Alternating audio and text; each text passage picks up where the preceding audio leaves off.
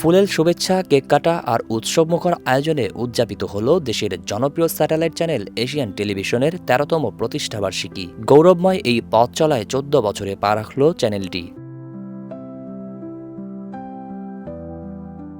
অনুষ্ঠানে ফুলেল শুভেচ্ছা গ্রহণ করেন রূপাইন গ্রুপ ও এশিয়ান টেলিভিশনের চেয়ারম্যান লিয়াকত আলী খান মুকুল এবং রূপাইন গ্রুপের কো চেয়ারম্যান ও এশিয়ান টিভির পরিচালক মাহির আলী খান রাতুল। তাদের সঙ্গে আরও উপস্থিত ছিলেন এশিয়ান টিভির সিইও হাসনাইন খুরশেদ।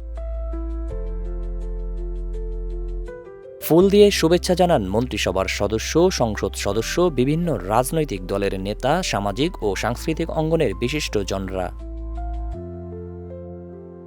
১৩ বছরের পথ চলায় দর্শক, বিজ্ঞাপনদাতা ও শুভানুধ্যায়ীদের প্রতি কৃতজ্ঞতা জানিয়ে ভবিষ্যতে আরও বস্তুনিষ্ঠ ও দায়িত্বশীল সম্প্রচারের প্রত্যয় ব্যক্ত করেন লিয়াকত আলী খান মুকুল।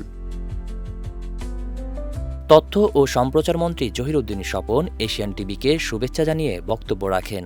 আমি আজকের এই শুভ দিনে বিশ্বাস করতে চাই, এশিয়ান টিভির ভবিষ্যৎ যাত্রাতে সে তার প্রধান মোটিভ থাকবে সংবাদের বস্তুনিষ্ঠতাকে হাজির করে দেওয়া।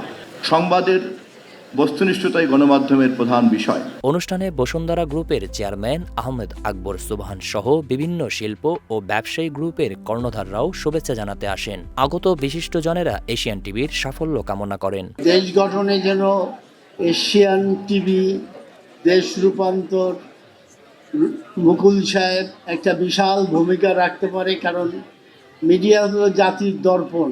যদিও মিডিয়া আনথ্যাঙ্কফুল জব, মিডিয়া কেউই হয়তো পছন্দ করে না, সমালোচনা করতেই হয়।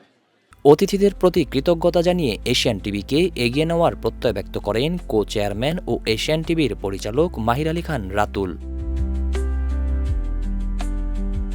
অনুষ্ঠানে আরও শুভেচ্ছা জানান দেশ রূপান্তরের সম্পাদক মুস্তাফিজ শফি সহ সাংবাদিক ও কর্মকর্তারা। এশিয়ান টিভির নামের মধ্যে কিন্তু একটি কথা আছে, এশিয়ান টেলিভিশন। এটা শুধুমাত্র বাংলাদেশের না, আমরা এশিয়ার একটি বড় টেলিভিশন হতে পারি। দেশ রূপান্তরের সাবেক প্রধান সম্পাদক কামাল উদ্দিন সবুজ সহ মিডিয়া অঙ্গনের বিশিষ্ট ব্যক্তিরাও শুভেচ্ছা জানান এশিয়ান টিভিকে। ১৩ বছর বাংলাদেশের মধ্যে করা কিন্তু কম কথা না। টেলিভিশনের একটা বড় রাজধানীর গুলশানের শুটিং ক্লাবে প্রতিষ্ঠাবার্ষিকীর বর্ণাঢ্য অনুষ্ঠানটি পরিচালনা করেন এশিয়ান টিভির উপস্থাপিকা তাসনুবা মোহনা এবং সাংবাদিক হাবিবুর রহমান পলাশ। জহির রায়হান, দেশ রূপান্তর।